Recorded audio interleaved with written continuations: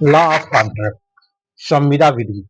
संविदा विधि की एक महत्वपूर्ण टॉपिक है doctrine of privity of contract. संविदा विधि में एक महत्वपूर्ण टॉपिक है doctrine of privity of contract. Hindi होती है संविदा संबंधन का सिद्धांत। और ये आपको बता देना चाहते हैं कि कॉन्ट्रैक्ट का लगभग जितने भी पेपर पढ़ते हैं कंपटीशन के और एलएलबी में तो सामान्यतः ही इस टॉपिक को जरूर पूछा जाता है। तो कहने का मतलब this is the very important topic. ठीक है, बहुत महत्वपूर्ण टॉपिक है और मैं आपको समझाने का प्रयास कर रहा हूँ बड़े सरल ढंग से। अब पहला सबसे पहले क्वेश्चन उत्पन्न होता है कि what is the doctrine of privity contract, संविदा संबंधन का सिद्धांत है क्या चीज। तो एक क्वेश्चन मार्क यहाँ लगाते हैं कि है क्या चीज। ठीक है, तो सबसे पहले हम देखते हैं जनरल नियम यह है कि कोई भी व्यक्ति संविदा का प्रवर्तन वही व्यक्ति करा संविदा का प्रवर्तन वही व्यक्ति करा सकता है जो संविदा का पक्षकार है।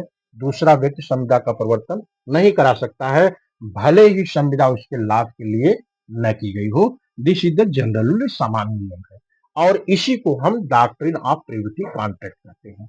पुनः हम रिपीट करते हैं, डॉक्ट्रिन ऑफ प्रीविटी कॉन्ट्रैक्ट यानी संविदा संबंधन के सिद्धांत से तात्पर्य है कि संविदा से अपरिचित व्यक्ति संविदा को लागू नहीं करा सकता है, भले ही संविदा उसके लाभ के लिए क्यों न बनाई गई हो। ठीक है, अब डायरेक्ट हम चलते हैं एक केस के माध्यम से।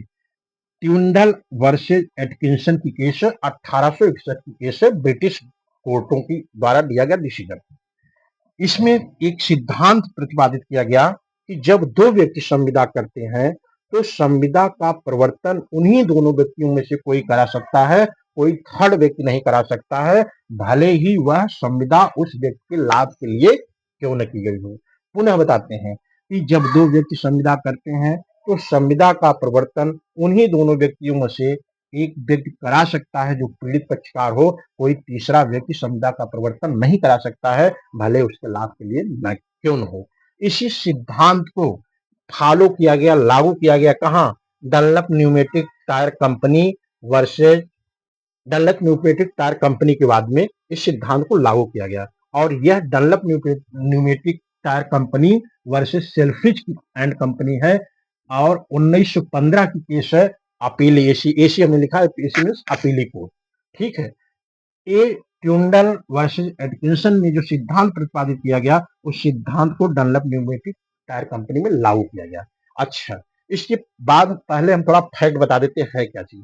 डनलप न्यूमेटिक टायर कंपनी को हम यहाँ वादी है, ठीक है, एरो के माध्यम से हमने बताया है, और ड्यू एंड कंपनी यानी ये प्रतिवादी है।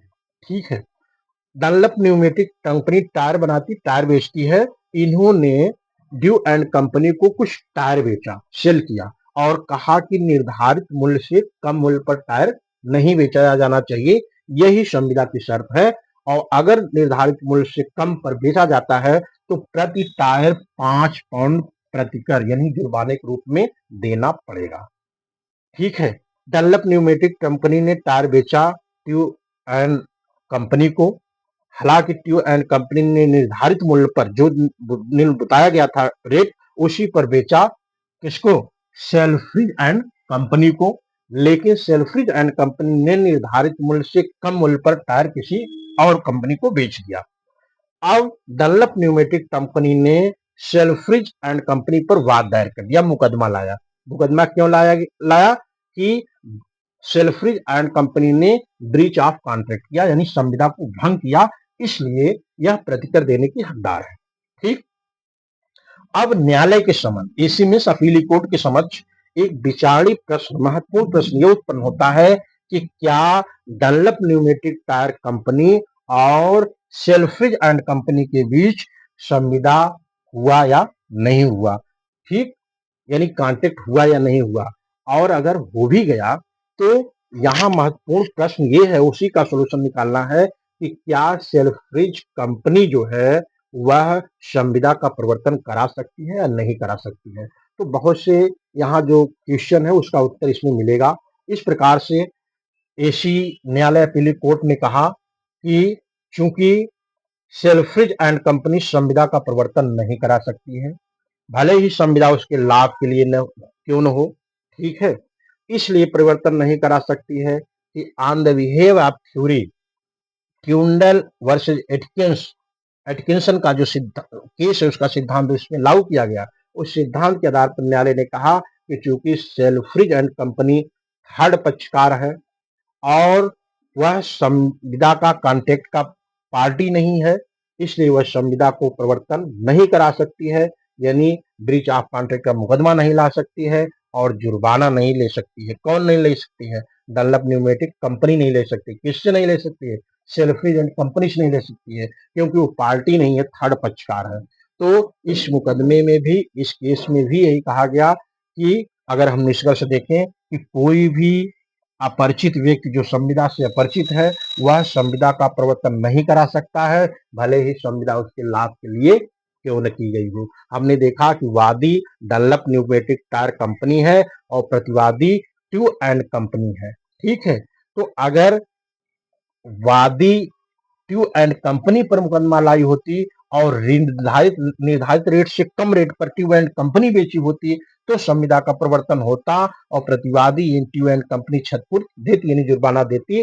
क्योंकि Selfridge and company third company, तीसरी कंपनी है, यह जुर्माना नहीं दे सकती है। अच्छा, बड़ी इंपॉर्टेंट बात यह है कि इस केस में न्यायालय ने दो एलिमेंट बताया, जो एलिमेंट आज हमारे कॉन्ट्रैक्ट विधि में, यानी इंग्लैंड लॉ और यहाँ भारतीय विधि दोनों में लागू है। वो है क्या?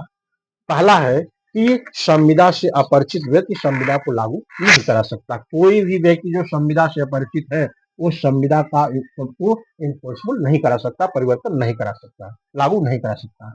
दूसरा है कि प्रतिफल कंसिडरेशन वही व्यक्ति दे सकता है जो संविदा को स्वीकार करता है, अर्थात एक्सेप्टेंस करता है, और तीसरा व्यक्ति प्रतिफल नहीं दे सकता। तो इस प्रकार से जो विवादित पिक्चर था वो क्लियर हो गया कि इस दोनों केसों के माध्यम से हमने देखा कि संविदा का प्रवर्तन वही व्यक्ति करा सकता है जो संविदा का पक्षकार है, तीसरा कोई नहीं करा सकता है, भले ही संविदा उसके लाभ के लिए क्यों न की होगी। इस प्रकार से प्रिविटी एंड कॉन्ट्रैक्ट का जो सिद्धांत है वो यहाँ से जन्म लेता है, ट्यूंडल वर्सेस एटकिंसन केस में, और फिर उसको डनलप न्यूमेटिक टायर कंपनी में लागू किया जाता है। और उसके बिहेव पर, इन सिद्धांत के बिहेव पर, इन केसों के माध्यम से आप यह कह सकते हैं कि इन द प्रेजेंट टाइम में कोई भी अपरिचित व्यक्ति संविदा से जो अपरिचित है वो संविदा को लागू नहीं करा सकता है, भले ही वह उसके लाभ के लिए क्यों न हो, ठीक है? इसी को हमने doctrine of privity of contract कहा जाता है। Okay, thank